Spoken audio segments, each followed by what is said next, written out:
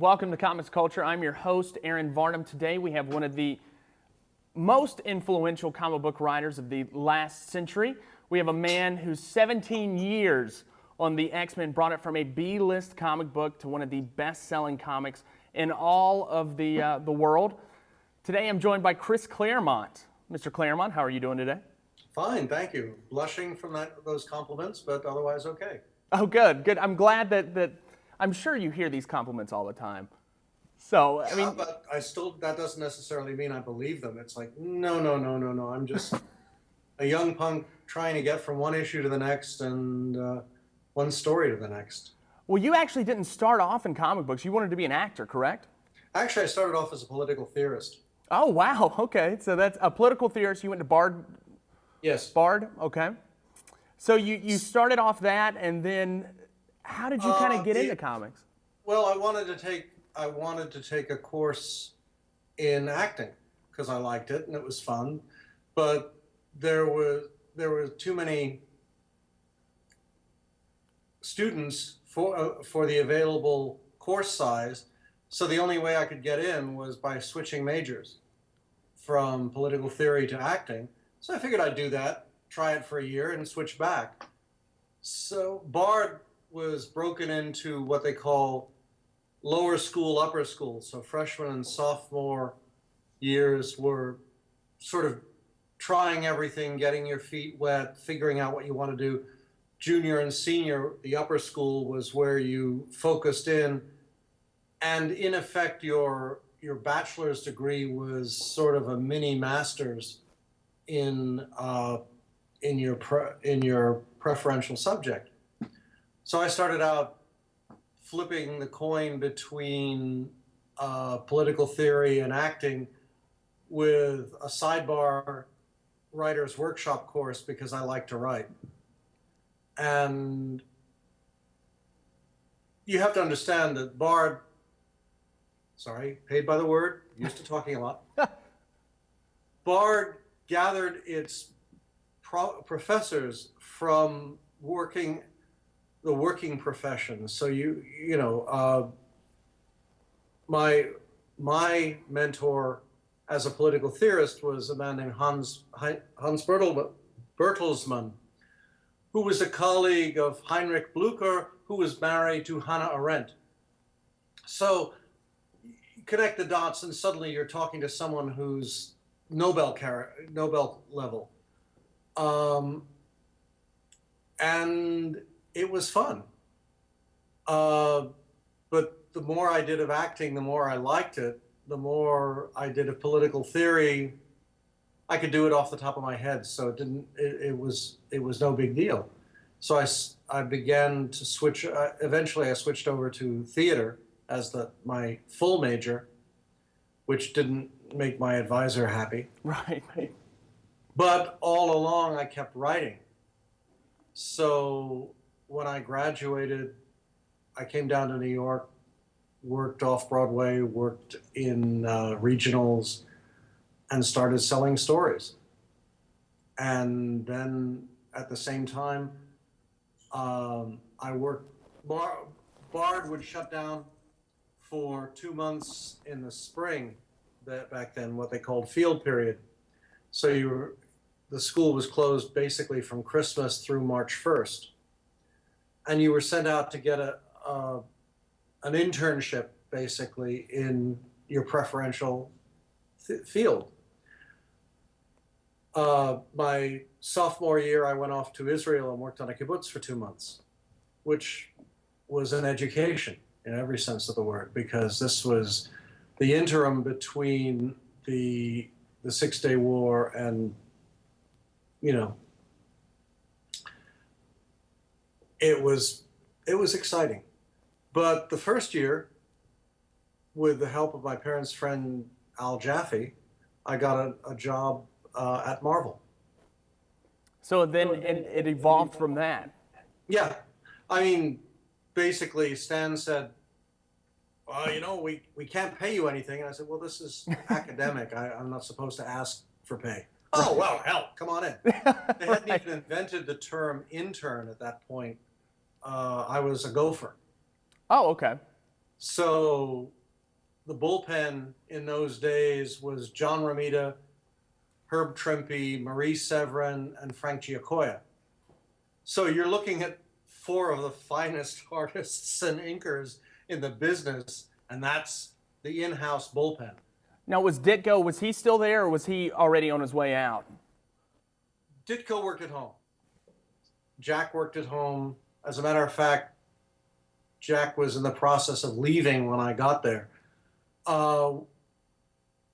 Everyone worked at home, but home in those days was within 50 miles of New York, Right. because there was none of this emailing of checks and going down to the ATM and pulling out your pay. You wanted to get paid. The checks came out on Friday, and you showed up at lunchtime. You got your check. You went. Pretty much everyone had a bank account at a Manhattan bank because you needed to get the checks. But if you lived out in Jersey or upstate, this was a problem because it was like 2 weeks to clear. So time was of the essence. Right. But that was the way things were done. And so we were all in each other's face in a very real sense of the word, which was incredibly cool. But one of the first things I ended up working on as a gopher was the Fantastic Four by Roy Thomas and Neil Adams, which was very cool. So being able to work under the tutelage of Thomas or Adams, did that influence you? It wasn't under the tutelage. If I was working under the tutelage of anyone, it was Stan and Roy. I mean, Stan hired me. Roy was editor-in-chief. Well, he was the number 2 guy to Stan, who was publisher and editor-in-chief. Right. And we knew this because his was the only office with a door. Oh. Everyone else had cubicles. Stan had a door. So everything was very communal back then. No, it was a really tiny office. I understand that, yeah. I mean, you had like 30 people in a space, I don't know, maybe 15, 20 by 60 once you split it up, before you split it up. And we were in a building up on Madison and 62nd Street, which was cool because National Lampoon was 3 floors above us. That is very neat. Well, we had to like evacuate 3 times while I was there because of bomb threats. And we were never sure who was being threatened. The Lampoon or Marvel Comics, correct? Yeah, we figured it was a Lampoon because they were from Columbia, and that was cool. We were just comic book guys. Nobody cared. Right, right. Now, do you think that there was a stigma back then with comic books? Was it kind of hip, or was it still kind of a nerdy thing to be a part of? I don't think it was either. It was taking steps towards being hip. Roy and Neil's X-Men, for example. For those who knew what to look at, Stan and Jack's FF, Stan and Jack's Thor, Roy and John Buscema's Avengers. That, to me, was beautiful stuff, but the sales were pathetic. The presumption in those days was the industry would probably be dead within 5, at the most 10 years. None of us saw a future in it. It was just a really cool place to be. And there was no way Al was going to recommend me to my first choice in interning, which was working at MAD. Not at MAD, sorry. Yeah, working at MAD. What am I saying? Yeah. Well, let's hold that thought. We have to take a break real quick, and we will be right back. Oh my Stay God. tuned for more Chris Claremont when we come back.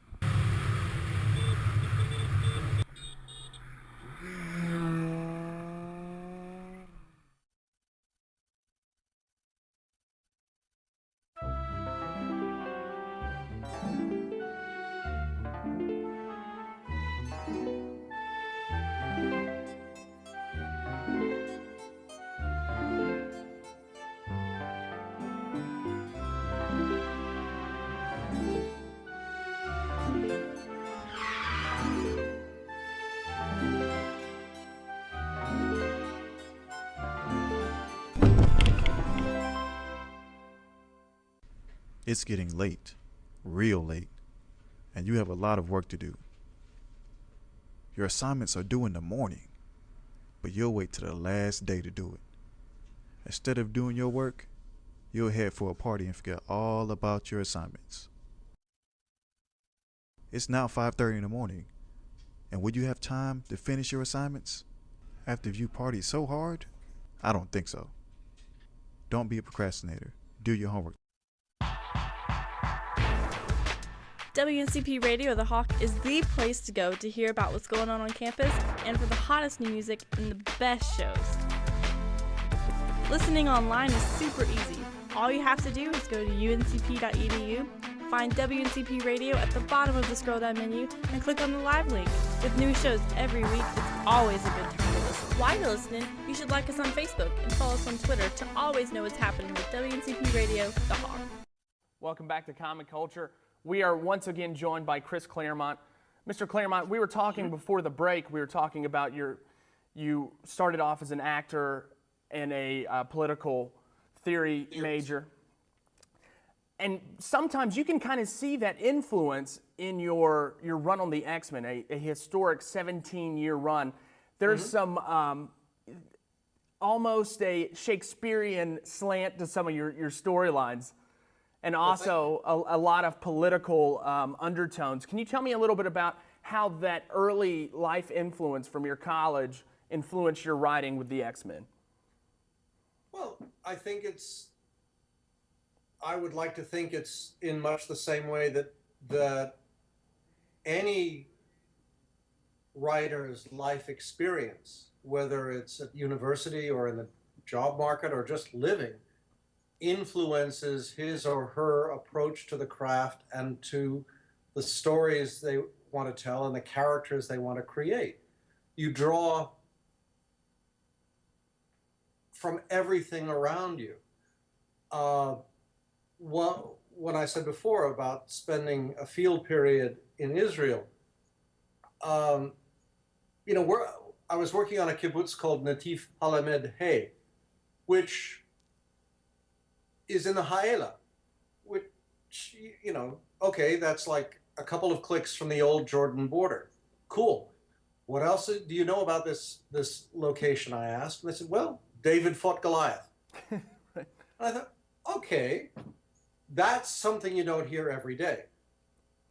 So it's working in a community where at a time when jets are flying over on bombing runs into Jordan every morning, when the IDF comes through every day on a terrorist sweep, when three or four kibbutzniks go out on patrol every night with weapons to make sure the kibbutz is secure.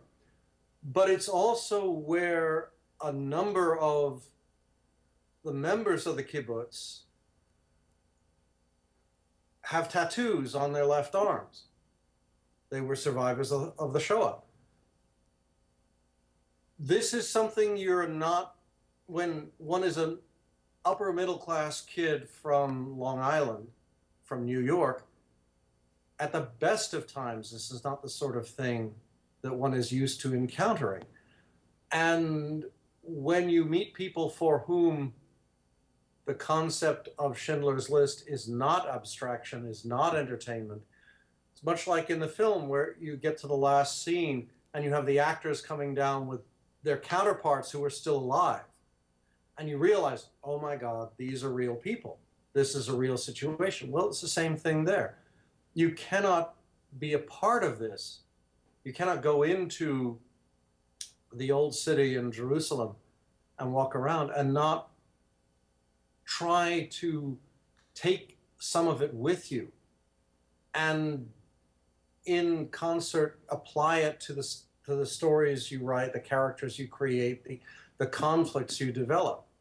Coming through and out of the Vietnam era is another way of, it's another element of source material that becomes integral to the creating of the characters and, more importantly, the creating of the situations that the characters are involved with. So, when you're coming into a storyline like the Dark Phoenix saga, or one of your stories that you're most known for, and you're bringing in this influence, you're looking at it. Of course, the Sentinels. That's sort of a I don't know how to put it, but like big, ugly, implacable, mutant-killing robots. But when you spend your time in the Jordan area, and you're seeing all this oppression, and you bring this into your storylines, do you feel that that's also a part of it? I think everything's a part of it. It's not that you're looking on it as oppression. You're looking on it as both sides of a conflict, and you try to empathize, to find points of empathy with both sides. How do the kibbutzniks feel? How do the Arabs feel? How do the Hasids feel?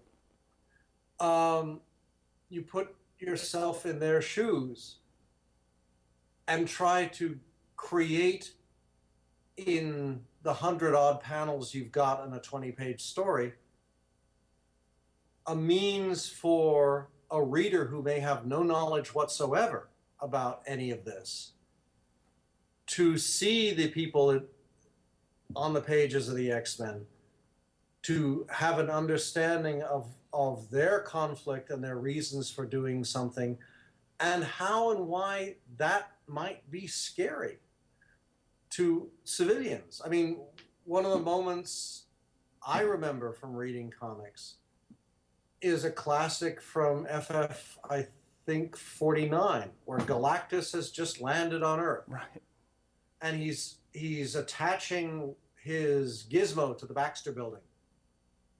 Back in the days when the Baxter Building was actually tall. Right. And you've got this great shot of a cop and a news cameraman on the fringe of the event. The cameraman's filming the scene, the cop's looking up. There's nothing they can do. And the newsman is asking, do you think this is the end of the world? And the cop's saying, I don't know. You know, we got to hope the FF can do something. Right. You know, but it's being caught up in extraordinary events over which you have no control. And you're rooting for the good guys because they're your salvation. But you're also scared and angry by the whole fact that you are on the periphery, like it or not. One of the intriguing realities. Oops, sorry. You can take that call. We have to take one more break, Mr. Claremont, Okay. and we will be right back. Sorry about that. Hi. Hey, UNCP, guess what time it is? That's right. It's time to register for classes for the upcoming semester. That sounds complicated. Nah, it's super easy. First, log on to BraveWeb and check your time ticket. Time ticket.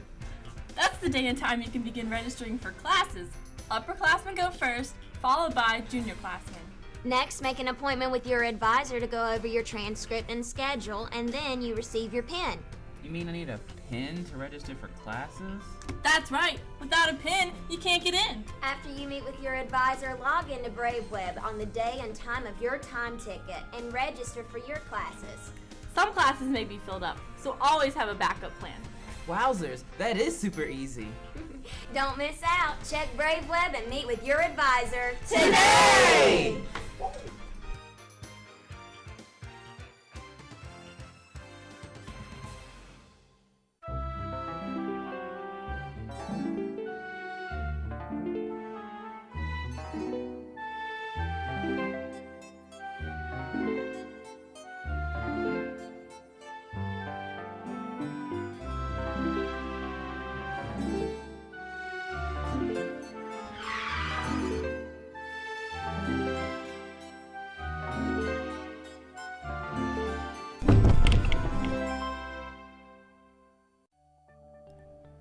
To my sister, who always supported me. To my nieces and nephews, who always greeted me with a hug. To my best friend who always made me laugh. To anyone who always thought I would do so much with my life. I'm sorry that I never let you see how broken I was.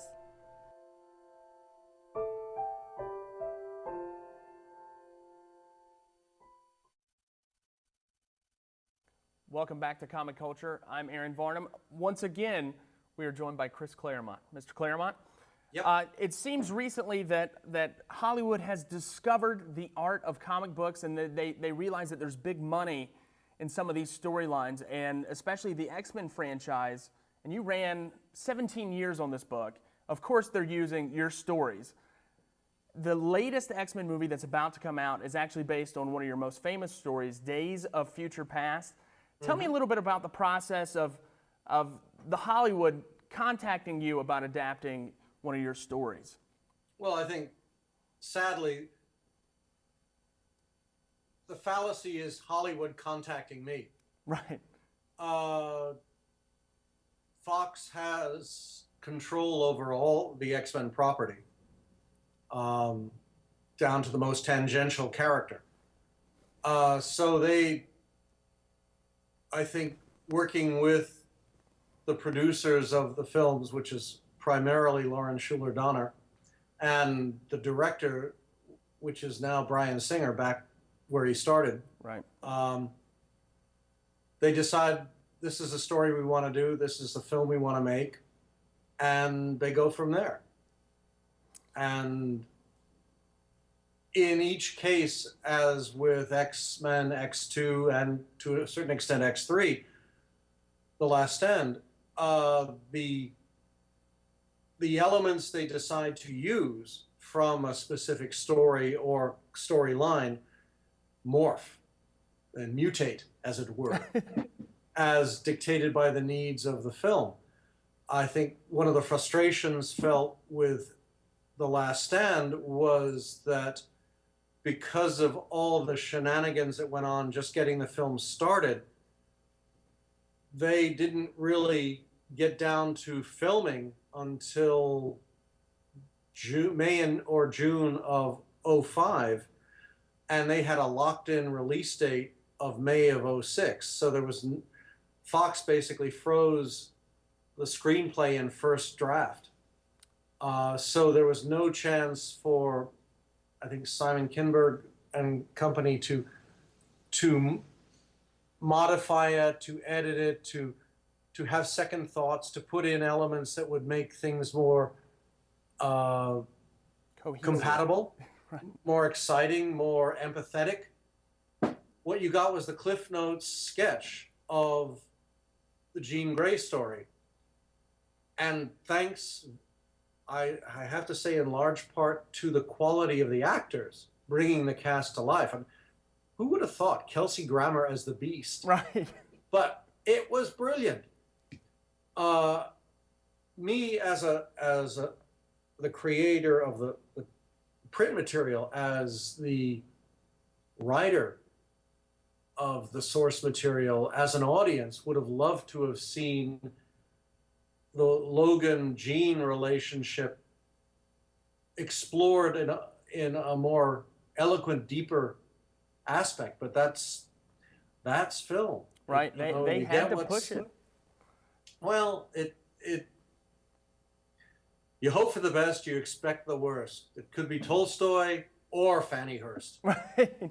Now, what sort of input have you had on this latest X-Men movie that's about to come out? I wrote the source material. Are you being brought on as a guide, or are you allowed to know what's going on? Is it pretty close to your material? In a way, I don't want to know what's going on.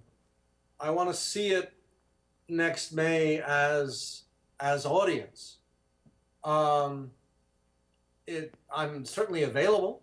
I mean, Brian knows where I am. Lauren knows where I am. My phone numbers, my emails are all on file.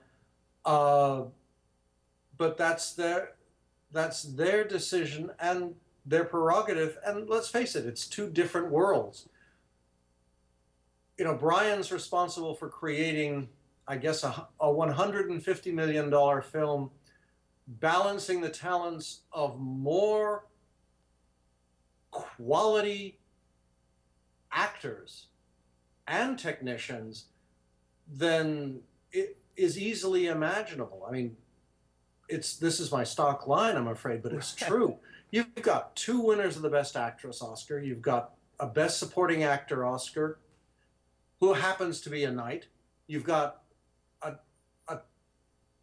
Emmy Award-winning actor who also happens to be a knight, Patrick Stewart and Ian McKellen.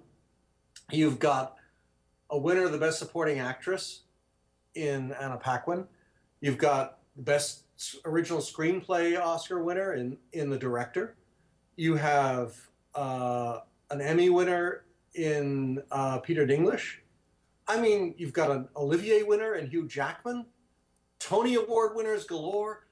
You run down the list, and the accolades are just breathtaking. So you almost get pushed to the back a little bit.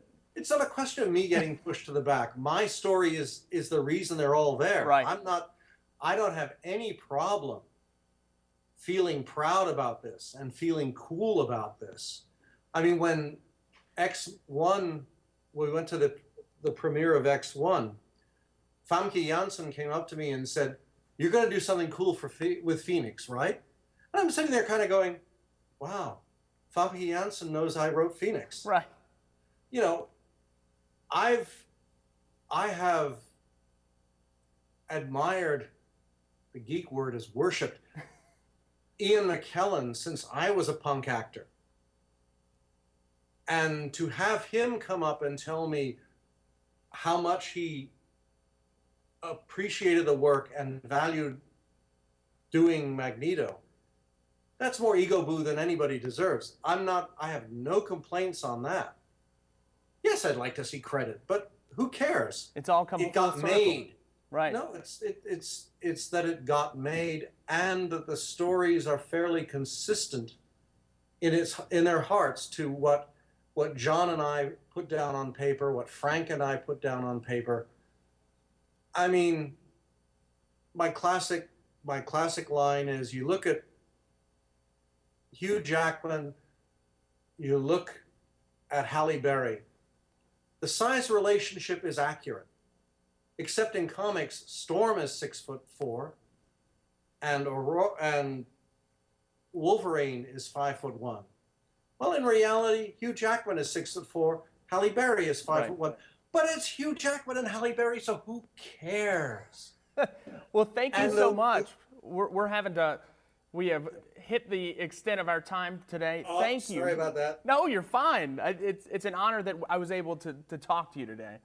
Thank you, Mr. Claremont, for all that you have done, and hope to see you again sometime in the near future. Thank you. I appreciate it, and I look forward to it. Thank you for watching Comic Culture, and for everyone here on the production here at UNC Pembroke, have a great one.